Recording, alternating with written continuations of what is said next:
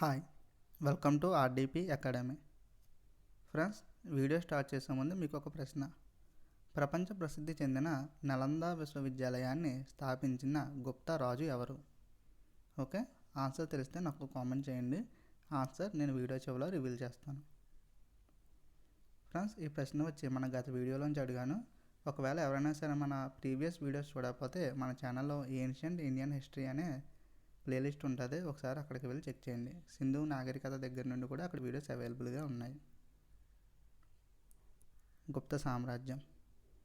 Friends, గుప్త సామ్రాజ్యానికి సంబంధించి గత వీడియోలో మనం గుప్త రాజులు వారి పరిపాలనా విశేషాల గురించి కంప్లీట్ చేసుకున్నాం. ఇప్పటి నుండి గుప్తుల పరిపాలనా వ్యవస్థ ఏ విధంగా ఉంది, వారి యొక్క సామాజిక వ్యవస్థ, ఆర్థిక వ్యవస్థ, సైనిక వ్యవస్థ, ఇవన్నీ కూడా మనం డిస్కస్ చేద్దాం. భారతదేశ చరిత్రలో గుప్తుల పరిపాలనా కాలాన్ని స్వర్ణయుగంగా పిలుస్తారు. వీరి కాలాన్ని గ్రీస్లో పెరిక్లస్ యుగంతో, రోమ్లో అగస్టిన్ యుగంతో బార్నెట్ పోల్చాడు. Okay, important. గుప్తుల పరిపాలనా కాలాన్ని గ్రీస్లో పెరిక్లస్ యుగంతో, అలాగే రోమ్లో అగస్టిన్ యుగంతో బార్నెట్ అనే చరిత్రకారుడు పోల్చాడు. అలాగే రెండవ చంద్రగుప్తుని పరిపాలనా కాలాన్ని ఇంగ్లాండ్లోని ఎలిజబెత్ యుగంతో చరిత్రకారులు పోల్చారు.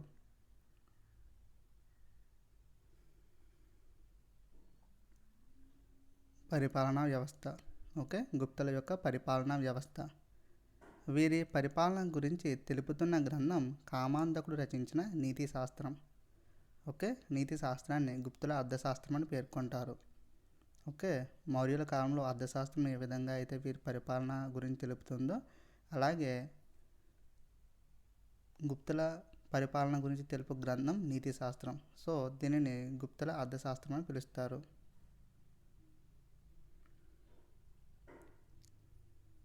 గుప్తులు రాజ్యాన్ని భుక్తాలుగా, భుక్తులను విషయాలు లేదా ప్రదేశాలను విత్తిని గ్రామాలుగా విభజించారు.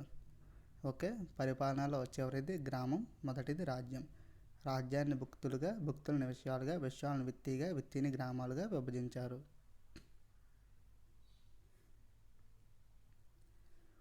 రాజ్యం. రాజ్యానికి రాజే సర్వోన్నతాధికారి. ఓకే, రాజే సర్వోన్నతాధికారి. రాజుకి సహాయంగా మంత్రి పరిషత్ ఉండేది. మంత్రి పరిషత్లో ముఖ్యమైన వారిని మనం చూస్తే ప్రధానమంత్రి, యువరాజు, పురోహితుడు,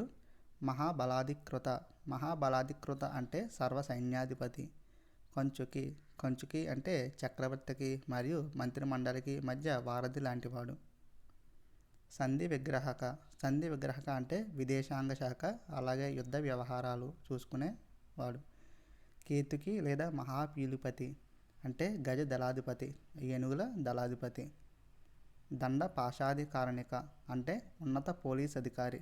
ఓకే, అంతర్గత రక్షణ వ్యవస్థ చూసుకునే పోలీస్ అధికారి, సేతుక లేదా హిరణిక అంటే పన్ను వసూలు చేయు అధికారి, భాండాగారాధికృత. ఓకే, భాండాగారాధికృత అంటే కోశాధికారి, మహాప్రతిహర అంటే రాజాంతపుర పర్యవేక్షకుడు, గౌల్మీకుడు అంటే అటవీ రక్షణాధికారి. ఓకే, ఇవి మనకు ఇంపార్టెంట్ ఫ్రెండ్స్.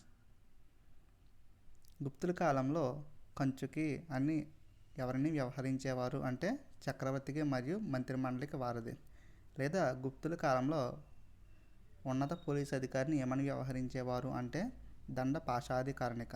ఓకే, ఇలా ప్రశ్నలు అడిగే అవకాశం ఉంది, చూసుకోండి.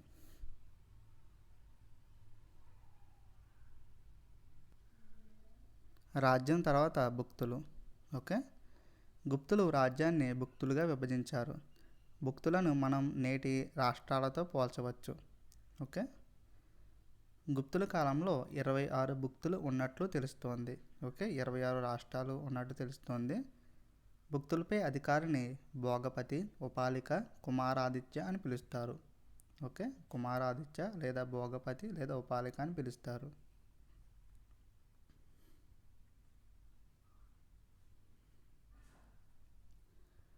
విషయాలు.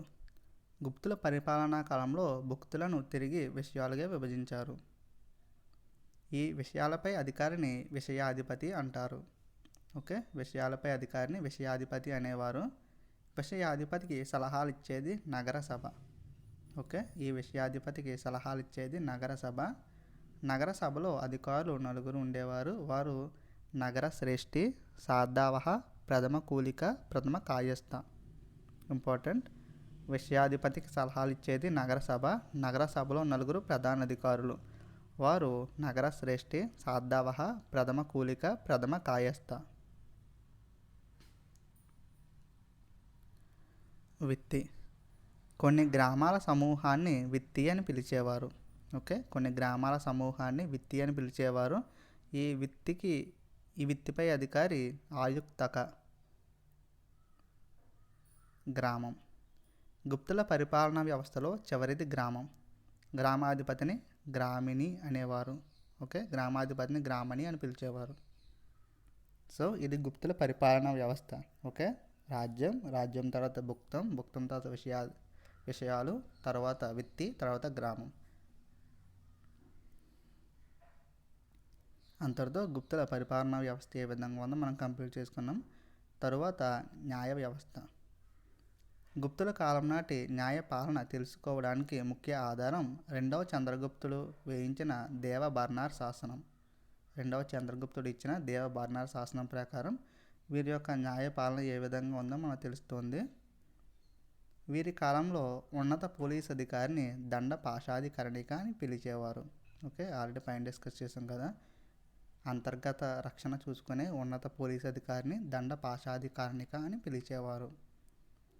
సాధారణ రక్షక భటులను చాతలు అని వ్యవహరించేవారు. ఓకే, చాతలు అని వ్యవహరించేవారు. తమతో పాటు సంఖ్యలను ఉంచుకునే రక్షక భటులను దండపాలిక అని వ్యవహరించేవారు.